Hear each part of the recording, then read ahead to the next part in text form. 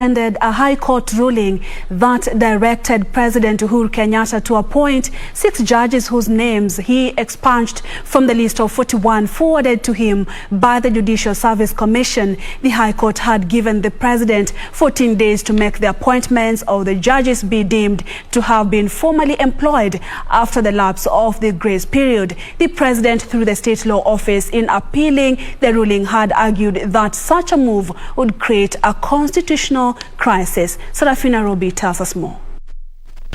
With barely 3 days remaining to the lapse of the 14 days issued by the High Court to President Uhuru Kenyatta to appoint the remaining 6 judges, the Court of Appeal has temporarily stayed the ruling. The High Court had ruled that if the President had failed to appoint the 6 judges within 14 days, it shall be presumed that his power has expired and his office becomes functus, and the remaining 6 judges shall be deemed duly appointed.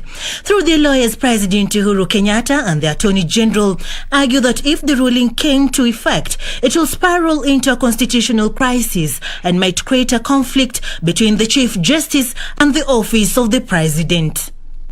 Justice Roslyn Namboye, Justice Laibuta and Justice Wanjiru Karanja have now directed the ruling be suspended up to the 19th of November, when they will give their final ruling.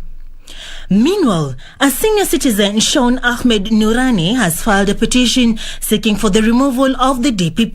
The reason why Mr. Nurdin Haji has refused to take any criminal step or to take any action against Mr. Ratilal is because of the relationship between one of his former colleagues or directors or deputy directors and himself.